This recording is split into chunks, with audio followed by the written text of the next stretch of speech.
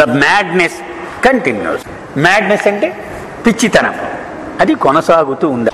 But it became apparent as the months went by that the work was not really progress. So ఈ factory గొడవే ఇతను ఎంతసేపు చెప్పినా అందులో స్పెషలిస్ట్ ఇతను. నెలలు గడిచిపోతూ ఉన్నాయి, అంగుళం కూడా పని ఏం ముందుకెళ్ళటం లేదు, ఎక్కడుందో అక్కడే ఉంది. Clearly the various government departments I had contacted were reluctant to take any action, even though it seemed very clear that the factory had never received any legal sanction in the first place. నేను అన్ని రుజువులు government డిపార్ట్మెంట్లకు పట్టుకెళ్ళి చూపించాను. అసలు వీళ్ళకి approvals లేవు, sanctions లేవు, లీగల్గా వ్యాలిడిటీ లేదు అని చెప్పినా ఎవడో కూడా వాళ్ళ మీద చెయ్యి వేయడానికి సిద్ధంగా లేరు. ఎందుకని? రాజకీయంగా చాలా పరపతి కలవాడు. The owner had often boasted of his political connections, and it seemed more and more apparent that these had not been idle boasts. వాడు నేను కనపడినప్పుడల్లా అంటూ ఉన్నాడు, నీ సంగతి చూస్తాను, నా సంగతి ఏదో తెలియదు, నీకు ఏమిటో అనుకుంటున్నాను, ఎవడో వెంట్రు కూడా నన్ను ఎవడో తీయలేడు, చూద్దే కదా అని కదా అనేవాడు.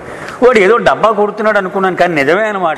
Our advocates saw that despite our letters, despite our publicity we were able to raise through newspaper articles, the politicians were not going to do anything unless they were forced to do so. మనం సెంటర్లు కూడా రాశారు అప్పుడు. అన్ని సెంటర్లకి ఇండియాలోను ప్రపంచంలో మాకందరికీ ముఖ్యమైనటువంటి ఆరాధ్యం మెహర్ బాబా. ఆయన ఆశ్రమం అక్కడ ఉంది, ఆయనతో జీవించిన సహచరులు అక్కడ ఉన్నారు. కాబట్టి అక్కడ విషతుల్యమైనటువంటి కాలుష్యం వెదజల్లే ఫ్యాక్టరీలు రానివ్వద్దు అని అన్ని చోట్ల నుంచి రాసి పంపించారు.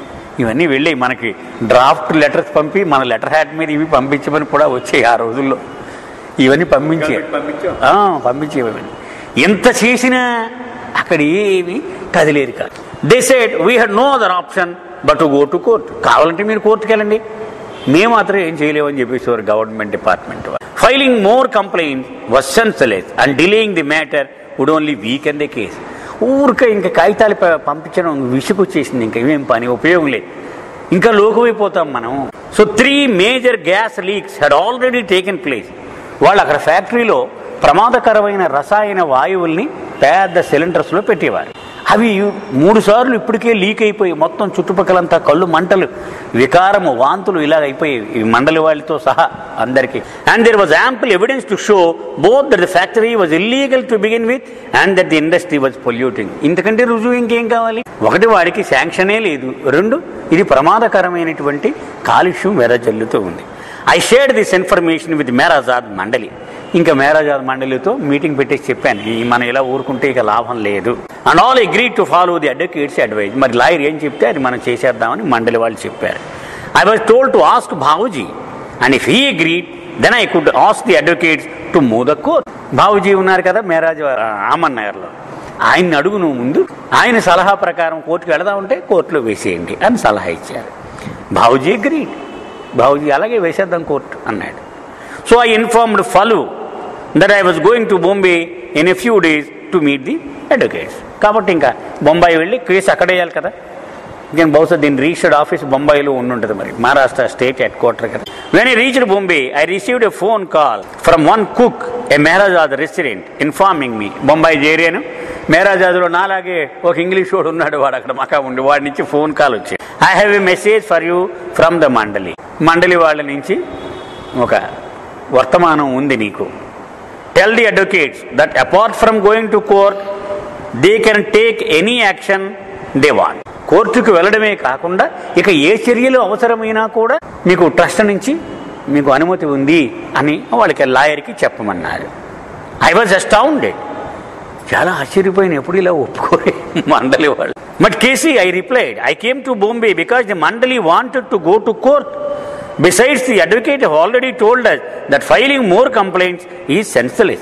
అంటే ఇంకా కంప్లైంట్లు కూడా పెట్టమని బహుశా మండలి వాళ్ళ ఉద్దేశం. ఇంకెందుకు అర్థం లేదు, అవసరం లేదు, డైరెక్ట్గా కోర్టు కేసు వేసేద్దాం అనుకుని నేను ఇక్కడికి వచ్చాను అని చెప్పాను.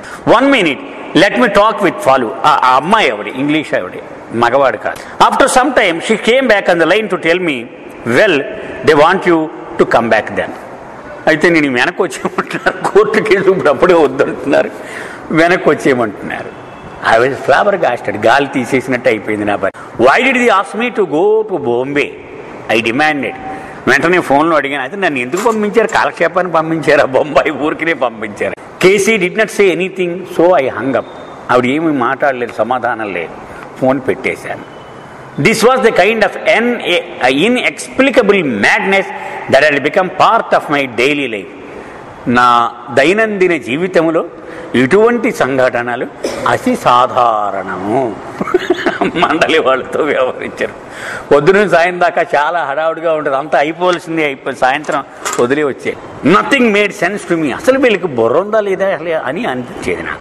I felt I had to hang on to Baba with bold hands just to keep my sanity intact. నా బుర్ర పిచ్చెక్కకుండా బాబా కాళ్ళు గట్టిగా పట్టుకుని ఉండాలిరా బాబా, అంతకంటే నేనేం చేయలేను అనుకునేవాడు. I told myself that I was whiling away my time.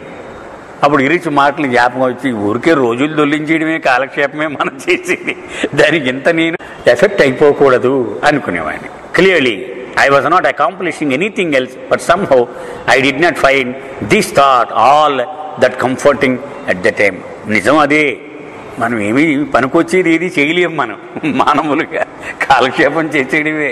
కానీ ఆ టైంలో నాకు అది రుచించలేదు, కానీ అది మాత్రం నిజం.